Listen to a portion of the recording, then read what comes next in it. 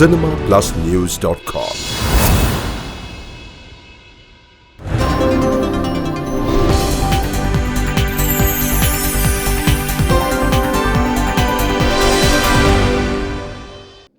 மனங்கொத்தி பருவம் முடிஞ்சு தேசிங்க ராஜா வரப்ப அண்ணனுக்கு நான் நன்றி சொன்னேன். அண்ணா அந்த படத்தில் வாய்ப்பு கிடச்சா அடுத்த படத்தில் வாய்ப்பு கொடுக்குற பெரிய விஷயம். தேசிங்க ராஜாவுக்கு எனக்கு வாய்ப்பு கொடுத்து இந்த இடத்துல நிற்க வச்சுருக்கேங்கண்ணே. பத்திரிக்கைக்காரங்க முன்னாடி ரொம்ப நன்றினேன்ட்டு. வெள்ளக்காரத்துறையிலும் அதே தான் சொன்னேன். அண்ணா தேசிங்க ராஜாவோடு விடாமல் வெள்ளக்காரத்துறைக்கு என்னை கூப்பிட்டு வந்து இன்றைக்கி நம்ம மீடியாவுக்கு முன்னாடி நீ நிப்பாட்டிருக்கேங்கண்ணே, ரொம்ப நன்றினேன்னு சொன்னேன். வெள்ளக்காரத்துறைக்கு அப்புறம் வேலைன்னு வந்துட்ட வெள்ளக்கார இந்த படத்துக்கும் கூட்டி வந்து உங்கள் முன்னாடி என்னை நிற்க வச்சுருக்கீங்கண்ணே, ரொம்ப நன்றிங்கண்ணே. வேலைன்னு வந்துட்டா வெள்ளக்காரன் இந்த டைட்டிலு யாருக்கு பொருந்ததோ இல்லையோ அண்ணன் எழில் எனக்கு பொருந்தும். அதுதான் உண்மை. பொதுவாக இந்த வெள்ளைக்காரங்க தான் வந்து செம்ம ஜாலியாக கொண்டாட்டமாக இருப்பாங்க. எங்கே வேண்டாலும் போவாங்க, நினச்சதை வாங்கி சாப்பிடுவாங்க, எப்படி வேண்டாலும் என்ஜாய் பண்ணுவாங்க. அவங்க இஷ்டம்தான், கலகலகலன்னு அப்படி இருப்பாங்க. ஆனால் வேலைன்னு வந்துச்சுன்னா அந்த ஆஃபீஸுக்கு போயிட்டாங்கன்னா அவ்வளோ செட்டாக இருப்பாங்க. அதுக்கிட்ட வேலைன்னு வந்த வெள்ளைக்காரன் இந்த பழமொழி அவங்களுக்கு தான் சொல்லுவாங்க. அது மாதிரி தான் அண்ணன். அந்த காலையில் ஷூட்டிங் வந்து எனக்கு 8 மணிக்கெலாம் ஸ்டார்ட் பண்ணணும் அப்படின்னு சங்கர் எனக்கு சொல்லியிருப்பார். அண்ணே முடிச்சு விட்டுறேன் சங்கர். என்னத்தை முடிச்சு விடுங்க, என்னென்ன முடிச்சு விடப்போன்னு கேட்பான். ஏன்னா அண்ணன் எனக்கு 8 மணிக்கு ஸ்டார்ட் பண்ணணும்னு சொல்லியிருக்காருண்ணே. சரிண்ணே அண்ணன் வண்டி வந்துடுங்க விடுங்க அப்படின்னு. அதே மாதிரி வருவோம். 8 மணிக்கு சொல்லுவாங்க, 7:50 வந்துடுவோம் எல்லாருமே. 8:05 மேக்கப் போட்டு ரெடியாக வந்து இறங்கிடுவோம். அதுக்கப்புறம் பேசுவோம், நாங்கள் பேசுவோம், அவர் பேசுவாப்புல, ஹீரோயின் பேசுவாங்க, எல்லாருமே பேசுவோம். அப்புறம் மானிட்டர் பார்க்கலாமான்னு அண்ணன் சொல்லுவார். அண்ணன் பார்க்கலாமே அப்படின்ட்டுவோம். மணி 9 இப்போ. அப்படியே மானிட்டர் பார்ப்போம். ரவிமதி அண்ணன் வந்து ஒன்று சொல்லுவார், இல்லை எப்படி வச்சுக்கலான்வார், இப்படி வச்சுக்கலான்வார். மானிட்டர் பார்ப்போம், பார்த்துக்கிட்டே இருப்போம். எழில் எனக்கு பிடிச்சதே ஒன்று, அப்படியே முன்னாடி உட்காந்துருப்பார். அந்த சேர் நல்லா ஸ்ட்ராங்காக படுத்திடுவார் அந்த மானிட்டருக்கு முன்னாடி. அப்படி உட்காருன்னு அப்படியே பார்த்துட்டே இருப்பார். சார் மணி 9 ஆச்சு. மானிட்டர் பார்ப்பாங்க. சார் மணி 9:45. மானிட்டர் பார்க்குறாங்க. சார் மணி 10:30. மானிட்டர் பார்க்குறாங்கப்பா. மானிட்டர் பார்ப்போம். உள்ள அவ்வளோ கலவரம் நடக்கும். நான் ஒன்று சொல்ல, அவர் ஒன்று விஷ்ணு ஒன்று சொல்ல, ரவிமதியானி வந்து ஒன்று சொல்வார், நான் ஒன்று சொல்ல, உள்ள அடித்து சண்டை ரணகமாக நடந்துகிட்டு இருக்குங்க. இங்கே கேட்பார் அசிஸ்டன்ட் இல்லைங்க, அங்கே என்ன நடக்குது? சண்டை சார். சண்டை போடுறாங்களா? சரி சண்டை. சரி ஒரு டைலாக் அரவிந்தன் வருவார். அண்ணன் அந்த பேண்ட்டு போட்டு வர்றாரோ இல்லையோ அந்த பெட்டி இல்லாமல் வரவே மாட்டார் எங்கள் அண்ணன். அதான் டைலாக் ஸ்கிரிப்ட். அந்த தப்பாஞ்சுக்காரங்க தையில் விற்கிற பெட்டி மாதிரி இருக்கும் சூட் கேஸு. அதுதான் அண்ணனோட சொத்து. அதான் உண்மை. அந்த அவளை பேப்பரை அடிக்கிட்டு அந்த பெட்டிலாம் வரவே மாட்டேன் மனுஷன். அதே மாதிரி அண்ணன் பாத்ரூமுக்கு அந்த பெட்டி தான் போவார். சைடில் அந்த பெட்டியை வச்சுட்டு போயிட்டு வந்து அந்த பெட்டியை கையில் வச்சுட்டு, இப்போ பார்த்தீங்கன்னா அந்த 63வது சீன் அப்படின்றாரு. இப்படி அண்ணன் வந்து உட்காருவார். என்னென்னா எழில் அண்ணனுக்கு ஏற்றது மாதிரி அவரை சுற்றி எல்லாரும் வச்சுருக்காங்க. ஃபாஸ்ட்டில் சொல்லு அண்ணன் அப்படியே இருப்பாங்க. அப்படி அரவிந்தன் வந்து உட்காருவார். சண்டை நடக்கணும், அடித்த ரணங்களாக நடந்துகிட்டு இருக்குன்னு இவரும் கேட்பார், என்ன சார் சட்டம், சண்டை போகிறாங்களாம்மா போகிறாங்க. அப்படியா? சரி யார் அடிச்சிருக்கேன்? ஃபஸ்ட்டு ரவிமதி அடிச்சிருக்காப்புல, அப்புறம் சூரியன் அடிச்சிருக்காப்புல. அது யாரும் விழுகுதா? அந்த கம்பெனி அடிச்சு தள்ளிட்டாங்க சார். சரி அரவிந்த் நீங்கள் தள்ளி வாங்க, ஏன் கல்லக்கில் விட்டு எரிஞ்சாலும் எரிவாங்க, நீங்கள் இப்படி வந்துருங்க அப்படின்றாரு. அப்படியே எனக்கு நான் அண்ணன் ஜாலியாக உட்கார அப்படியே எவ்வளோக்கு எவ்வளோ இருக்குமோ நாங்கள் அப்படியே தான் போயிட்டுங்க சார் ஜாலியாக. இல்லை ஓகேவா செல்லா போகலாமா? போகலாங்க. ஓகே அவங்ககிட்ட கேளுங்க. விஷ்ணு சூரி போகலாமா? சார் நான் ரெடி தான் சார், எப்போ ரெடி. ரவிமதியா போகலாமா? ரெடி போகலாம். ரெடி ஓகே ஆக்ஷன் அப்படின்னு யாரும் அதுக்கப்புறம் பேசவே மாட்டாங்க. அவளை சண்டை அந்த ரணங்களை நடந்து ஆக்ஷன் சொல்லிட்டாங்க. அப்படி மிஷின் மாதிரி இருக்கும். சீன் கட்டு. அதுக்கப்புறம் கலகலந்து இருப்போம். இது அதுக்கு முன்னாடி எவ்வளோ ஜாலி வேணாலும் இருந்துக்கோங்க. ஷூட்டிங் வந்து ஆக்ஷன் சொல்லிட்டுனா அதை பர்ஃபெக்டாக எதிர்பார்ப்பார். எனக்கு இப்படி தான் இருக்கணும் அப்படின்னு எதிர்பார்ப்பார். அதனால தான் இன்றைக்கி வந்து ஒரு நல்ல ஒரு படம் வந்துருக்குது. பொதுவாக வந்து நம்ம வெற்றி வந்து நமக்கு வந்து நம்ம மனசை பொறுத்து அப்படின்னு சொல்லுவாங்க. ஒருத்தர் மனசை பொறுத்து அந்த வெற்றி அவனை வந்து சேர்ந்துடுவாங்க. அது எளிய அண்ணனோட மனசு தான் காரணம். ஊரில் சொல்லுவாங்க, அவன் பாறையில் கையை வச்சா கூட 10 நிமிஷத்தில் முளைச்சிருங்க அப்படின்றாங்க. அவர் கைராசி டாக்டருங்க. மனுஷன் எப்போ டாக்டர் கையை வச்சானு குணமாயிடும் அப்படின்றாங்க. அந்த மனசு தாங்கண்ணே, அண்ணனோட மனசுக்கு தான் இன்னைக்கு வெற்றி மேல் வெற்றி மேல் வெற்றி மேல் வெற்றி மேல் அவருக்கு வெற்றி வந்துக்கிட்டே இருக்குண்ணே. இந்த படத்தில் என்னோட கேரக்டர் பேர் வந்து புஷ்பா புருஷன். புஷ்பா புருஷன்டா இனிமேல் தெரியாதவே இருக்க மாட்டான். இந்த படம் வந்துருச்சுன்னா புஷ்பான்ற பேரில் யாரெல்லாம் வச்சிருக்கோம் அவங்கள என் பேர் தான் முதல்ல ஞாபகம் வரும். தப்பாக வச்சுக்கிறோம்னா உண்மைக்கு அவங்க வீட்டுக்கார ஏமா புஷ்பா அப்படின்ட்டு அவங்களுக்கு வந்து அவங்க வீட்டுக்காரங்க போகிறாரு என் நினைப்பு தான் வரும்.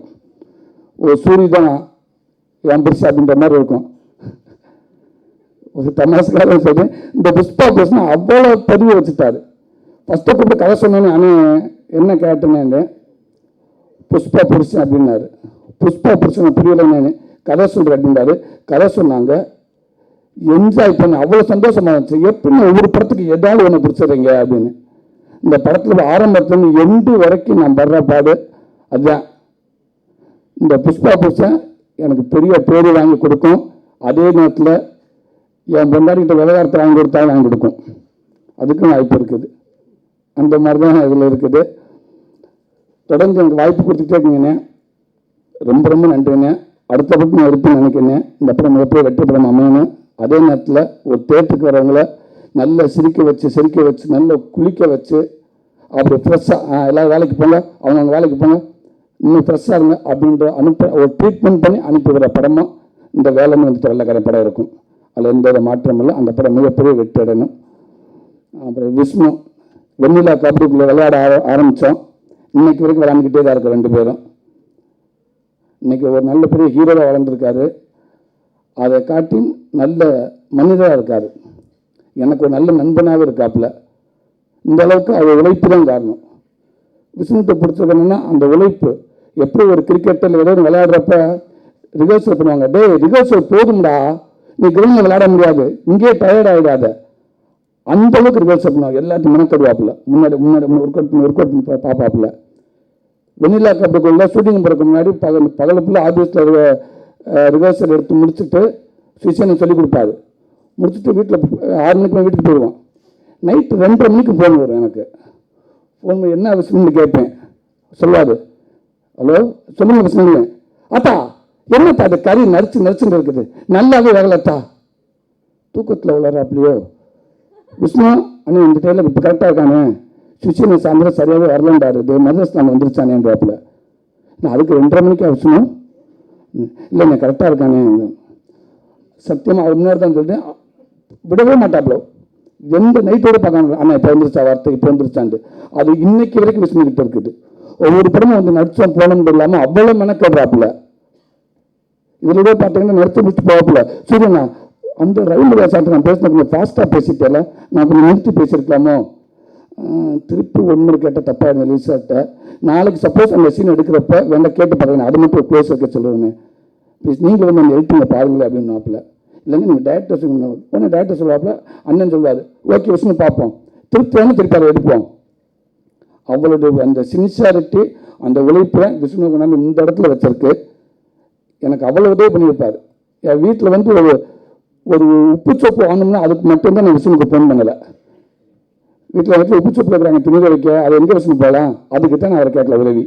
எல்லாத்துக்கும் உதவி கேட்பேன். என் குழந்தைக்கு உடம்புக்கு முன்னாடி விஷ்ணுக்கு தான் ஃபோன் பண்ணுவேன். ஆனால் அங்கே போகணுன்ற அந்த டாக்டரை போய் பார்ப்பேன், அவங்க தட்டு கிளியர் ஆகிடும். எல்லாத்துக்கும் அவர்கிட்ட நான் உதவி கேட்பேன். இன்னைக்கு வரைக்கும் அந்த நட்பு எனக்கு தொடர்ந்துக்கிட்டே இருக்குது. விஷ்ணுக்கு பின்னாடி அவங்க அப்பா அவரை விட அதிகமாக பாசம் வச்சுருக்காரு. நம்ம பையனுக்கு ஒரு நல்ல ஹீரோவாக ஆக்கணும் அப்படின்னு முயற்சி பண்ணுறாங்க. கண்டிப்பாக அந்த முயற்சிக்கு பலன் கிடச்சிக்கிட்டே இருக்குது. இன்னும் மேலும் விஷ்ணு உயரத்துக்கு போகணும். அதே நேரத்தில் அவர் தயாரிச்சுக்காரு கம்பெனி, ஃபஸ்ட்டு ப்ரொடியூஸ் பண்ணியிருக்காப்புல. இதுலேயும் விஷ்ணு வெற்றி பெறணும். பாக்ஸ் ஆஃபீஸ் அவங்க இந்த படத்தை தயாரிச்சிருக்காங்க. மேலும் இந்த படம் மிகப்பெரிய வெற்றி அடைந்து அவங்களுக்கு நல்ல பேர் வாங்கி கொடுக்கணும். நீ சரியா வச்சுக்கோ, நிக்கியா நிக்கல் ஏமா அந்த படித்தவள் படித்தவளையே வளர்றப்ப இப்போ நான் ஏமாத்துறேன். நிக்கல் கல்யாணியோ உட்காந்துருக்க கல்யாணியோ இங்கே போச்சியா நிற்கிற கல்யாணி நிக்கிற கல்யாணி நிக்கி கல்யாணி நிக்கி கல்யாணி நிக்கி கல்யாணி நிக்கி ப்ரோக்ராம் முடிஞ்சு போயிடும் போ. கல்ராணி கல்ராணி கல்ராணி மன்றாணி உட்காரு.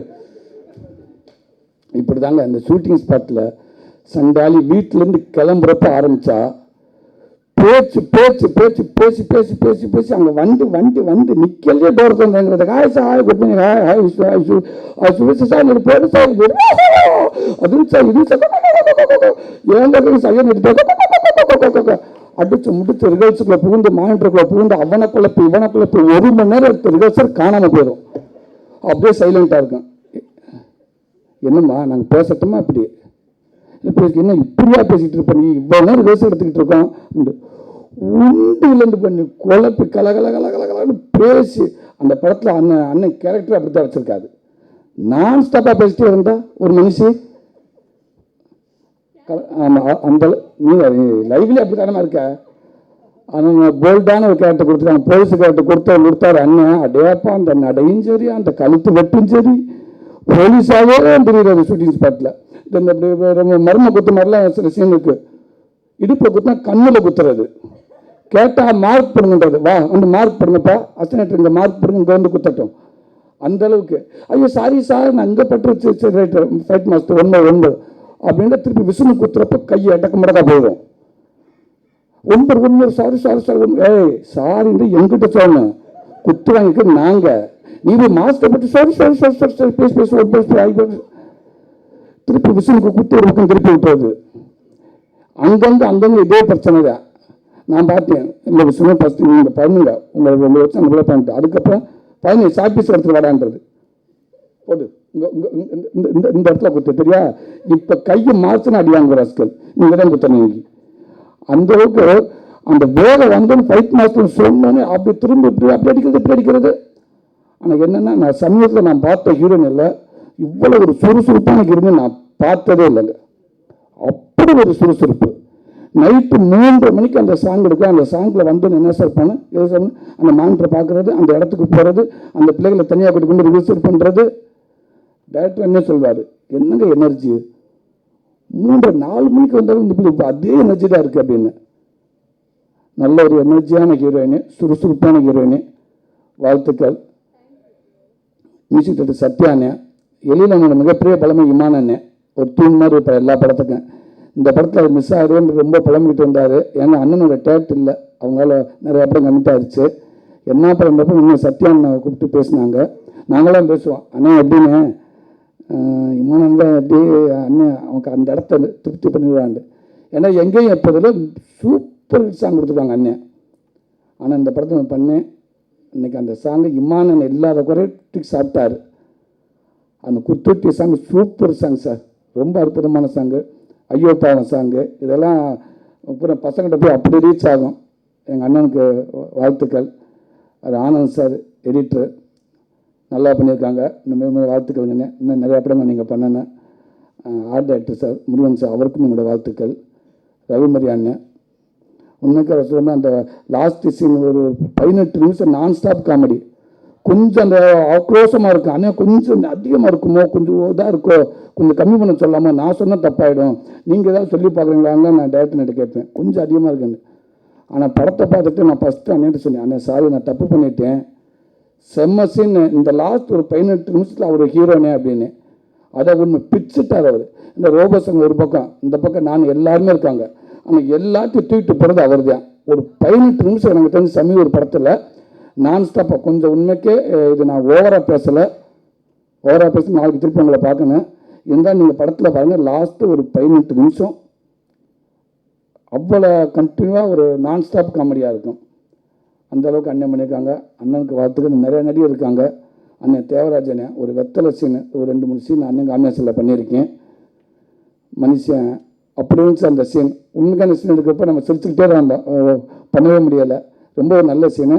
அண்ணனுக்கு இந்த படம் வச்சுன்னா ஒரு நல்ல பேர் வாங்கி கொடுக்கும். வாழ்த்துக்கள் அண்ணன் உங்களுக்கு.